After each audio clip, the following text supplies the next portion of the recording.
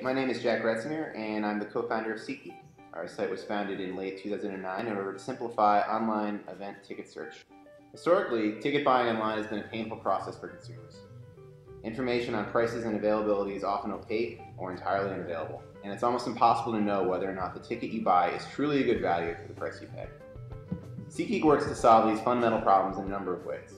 We aggregate ticket listings from over 60 major websites and provide users with valuable market intelligence on ticket prices, all within an intuitive interface that is simple and easy to use. As an example, I'll briefly walk you through our core ticket search interface. Here's the SeatGeek event page for an upcoming Chicago Cubs game. As you can see, we've devoted the bulk of the space in the frame to an interactive ticket map, with which users can zoom in and pan through the various sections of the stadium. To help give users the best sense of exactly where tickets are within the stadium, individual ticket listings are plotted down to the row level. Users can also see virtual 3D views of the field from any given section. To help fans identify which tickets are the best values in the stadium, we run all ticket listings through an algorithm in order to assign them a 1 to 100 deal score, as we call it. This algorithm takes into account numerous factors, including historical prices, the number of tickets available, and sightlines from the seat. While a 100 deal score won't necessarily be the least expensive ticket in the stadium, it will be amongst the very best values in the entire venue for that price. Visually, we try to indicate deal scores intuitively as possible, with a small red dot indicating a poor deal. As deal score rises, the dots scale up in size and shift in color towards green. Following this pattern, the best deals in the stadium are represented by large, dark green dots. On the right-hand side of the frame is a sortable view of all ticket listings for the given game or event. Listings can be filtered by price and quantity, amongst other factors, and all listings can be sorted by deal score, section, or price. One of the key design focuses on this page was to strike the right balance between the data displayed to the user at first glance and the data that's pulled back, yet accessible with one click. Doing the judging, I bought tickets for my kid and my husband to go to the Yankees. I was like, oh my God, this is normally such a pain in the ass.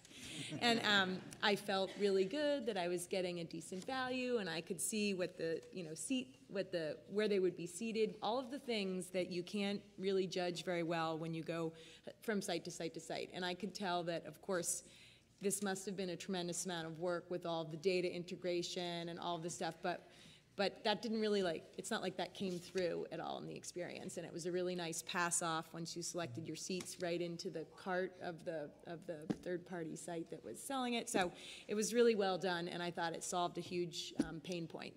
And it made me feel like I was getting my money's worth out of those tickets. So well done. Here, okay, I have a lot to hand to you. This is the box that this goes in later on, if you or you can put it on your mantle. Thanks so much. Thanks, congratulations. Yeah, sure. In terms of the sort of pain point reduction, I mean, unless you're a scalper, you don't buy tickets often. Like, you go out and you hear about all of these other sort of places, and this, I thought, just added such a peace of mind to know, and that you've already done sort of the thinking about the fact of kind of what the best seat prices are. We actually had some debate about the design itself in terms of how kind of cool and edgy, and frankly, I think we all agree it doesn't need to be. It does what it's supposed to do. I can see green, and green means good, and that's all I need to know, and I could buy tickets. So I thought that it was just a really very elegant way to help people that don't do this often. I think what really resonated with me was it solved a problem that I don't think most people knew they had. Like, it sort of used the data to sort of give people peace of mind and get them to buy the ticket, which is the purpose of the site, through reinforcing their understanding that they were getting a good deal, which I don't think anyone could have asked for if you asked them. So kudos. Yeah.